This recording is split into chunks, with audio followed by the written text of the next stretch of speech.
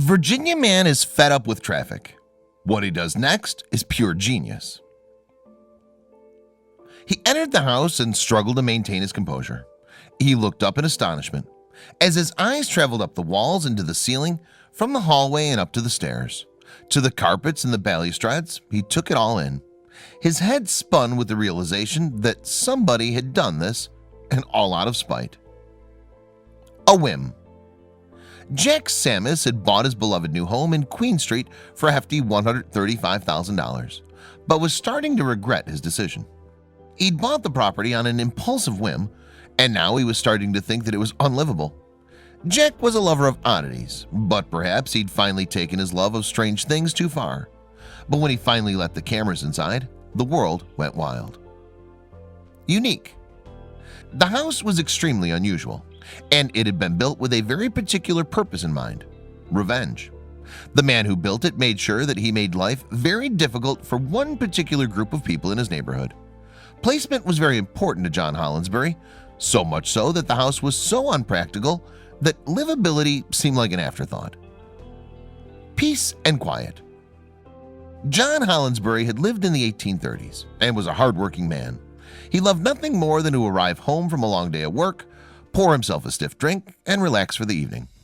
But one thing stopped him from enjoying his peace and quiet, and soon he was at his wit's end. Spark of brilliance. Hollinsbury was plagued by the noise of people loitering in the adjacent alleyway, and the sounds of broken bottles and late-night brawls would float straight up to his upper-story window at night. More so, he was sick and tired of the loud clip-clop of the horse-drawn carriages as they clattered under his window. One day, he hatched a genius plan. Hollinsbury began to cackle wildly to himself. He knew just what he would do to stop the infernal noise and get even. But was it legal? He didn't care about the logistics, he'd do it anyway. He was going to stop traffic. It was the last thing he ever did. They were all going to pay. Making them pay. Hollinsbury quickly put his plan into action and started to build. The alleyway was narrow, but he'd make it work. No wagon would ever drive through here again, he thought gleefully. He hated traffic, and he never wanted to hear it under his window ever again.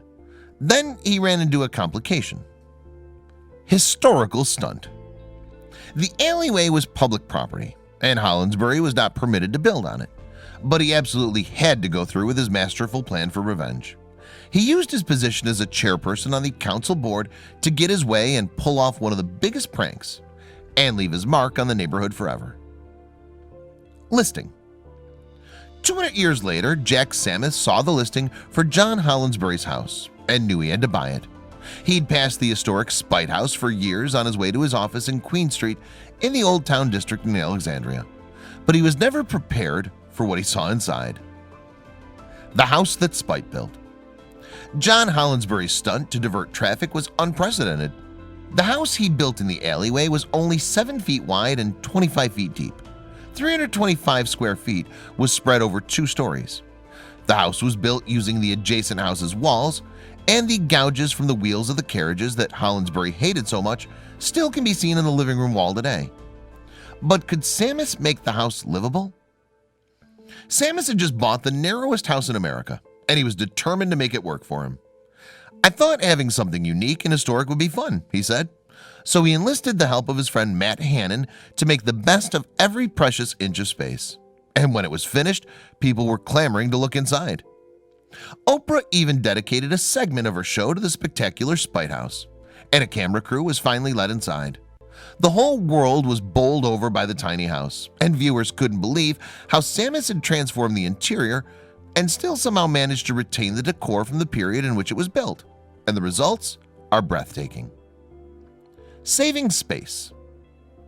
Hannon had done an excellent job of highlighting original elements of the house, leaving the brick walls and wooden floors intact. He'd made changes to make the home more space efficient, such as moving the heating and cooling system to a tiny attic space, and installed space-saving cabinets to accommodate a water heater and even a stacked washer-dryer unit. Hold away. The house had a distinctive 1930s feel to it, and it's also reminiscent of being in the cabin of a ship. In fact, it's so similar that Sammis has been known to rent the house out to people who are about to embark on ocean cruises so they can get used to living in such a small space. Living room. The front door swings open to the living room, and everyone is surprised to see a regular-sized sofa wedged against the wall, which faces a decorative wooden mantelpiece. Just beyond the living room is an impressively narrow and steep stairway that's had the original banister and molding restored. The stairway leads to the second floor. Hannon worked hard to utilize the wasted space under the stairs and installed cupboards for extra storage. But the kitchen is where Samus needed the most work. All the trimmings.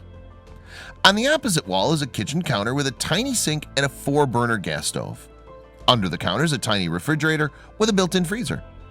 A wooden table is pushed up against the wall, and 3 people can dine there comfortably.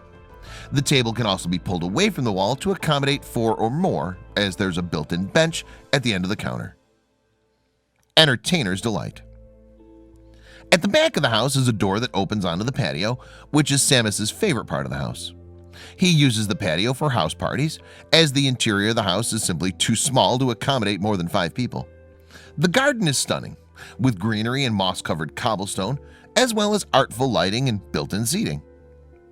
Charm. Upstairs there's a retro bathroom and a stunningly charming antique ball and claw bathtub sit inside unassumingly, and the bathtub also doubles as a shower to save space. The narrow hall at the top of the stairs is lined with cabinets for added storage space. The entire house oozes character and delightful whimsy. Bedroom. There's a bedroom upstairs with an enormous window overlooking the street below. A double bed is wedged sideways against the wall to better utilize the narrow room space. "But you sleep the other way," Mr. Samus explained. "This was Matt's idea." A small cabinet frames the feature window and conceals the TV. A weekend base. Most of the time the Samus family only use their tiny home as a weekend base. Mainly summer weekends, Samus explained. "We can walk to the farmer's market just down the street. There are restaurants, the parks on the Potomac." They also have a 17-year-old son who has fond memories of the house. He especially loved the view of the Washington Day Parade as they passed on the street.